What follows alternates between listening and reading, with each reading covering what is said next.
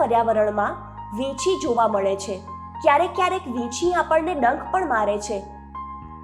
વીંછીનો ડંખ તેની પૂંછમાં હોય છે અને કેટલાકનું ઝેર આપણા માટે ખતરનાક હોઈ શકે છે.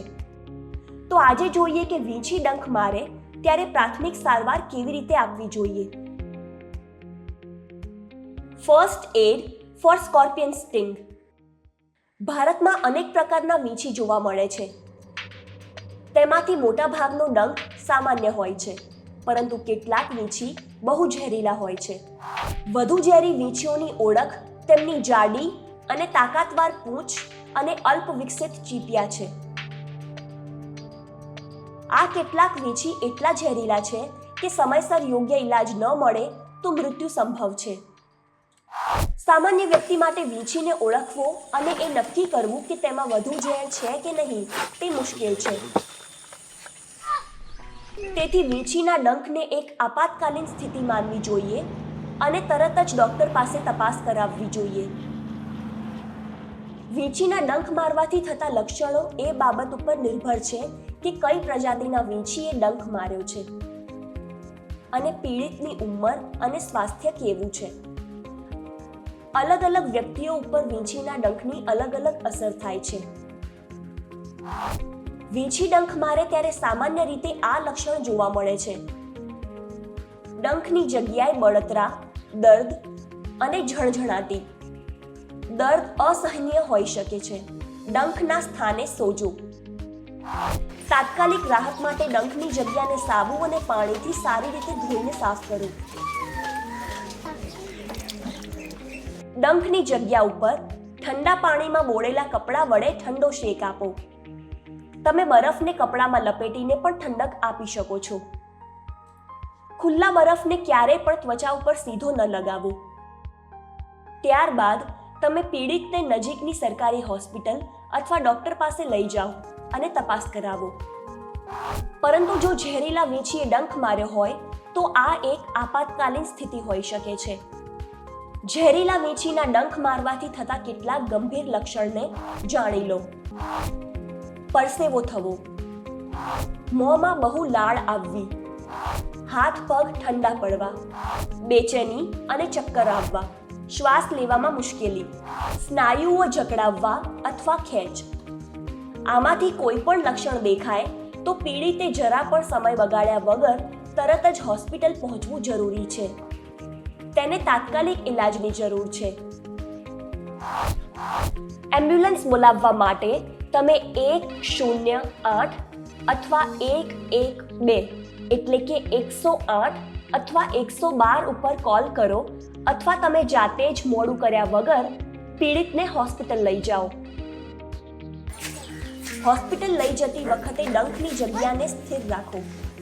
ડંખવાળા અંગને ટેકો આપીને હૃદયના સ્તરની નીચે રાખો કે જેથી ઝેર ધીમે ફેલાય. વધુ હલાવો નહીં. ડંખ મારેલા અંગને કસીને બાંધવા અથવા કોઈ પ્રકારનો પાટો બાંધવાથી કોઈ ફાયદો નથી. તેથી પાટો બાંધવો નકામો અને હાનિકારક છે. વીંછીના ડંખને દરેક સ્થિતિમાં એક ગંભીર સ્થિતિ માનો અને તરત જ ડોક્ટરની પાસે જાઓ. યાદ રાખો કે બાળકો અને વૃદ્ધો માટે વીંછીનું ઝેર વધુ ખતરનાક છે. ડોક્ટરની મદદ લેવામાં જરા પણ મોડું કરવું જોઈએ નહીં. ઇલાજથી વધુ સારું અટકાવ છે. તેથી ચાલો શીખીએ કે વીંછીથી પોતાને બચાવવા માટે આપણે શું કરી શકીએ. સાવધાનીપૂર્વક કામ કરો. કોઈ પણ અંધારો ખૂણો અથવા પથ્થરની નીચે એમ જ હાથ ન નાખો. પહેલા જુઓ કે ત્યાં વીંછી તો નથી ને.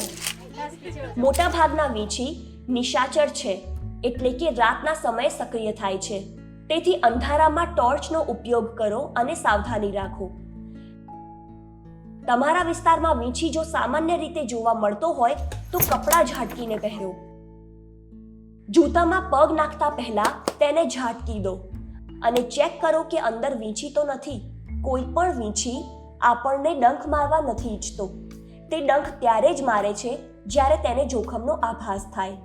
જો કોઈ વીંછી ભૂલથી તમારી ઉપર આવી જાય તો તેને ક્યારેય પણ મારવાનો પ્રયાસ ન કરો અને તેને ઝાટકીને આ રીતે દૂર ફેંકી દો.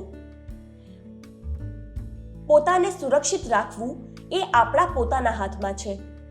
યાદ રાખો, વીંછીના ઝેરના ઇલાજ માટે એન્ટીવેનમ એટલે કે ઝેરને મારવાની દવા હવે દેશમાં ઉપલબ્ધ છે. જરૂરી છે તાત્કાલિક અને યોગ્ય ઇલાજ. આ સમજની સાથે ફરી એકવાર જોઈએ વીંછી ડંખ મારે ત્યારે પ્રાથમિક સારવાર. પીડિતને શાંત અને આશ્વસ્ત રાખો. પીડિતની સ્થિતિ તપાસો.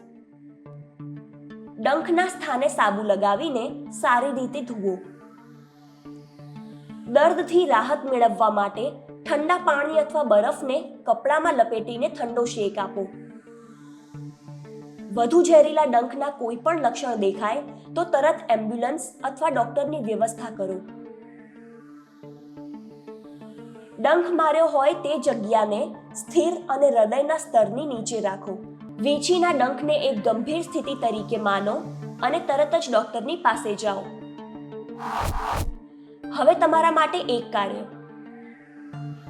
જાણો કે વીંછી સિવાય એવા કયા પેટે સરકીને ચાલતા પ્રાણીઓ તમારી આસપાસ જોવા મળે છે જેનાથી ડંખ મારવાનું જોખમ રહે છે.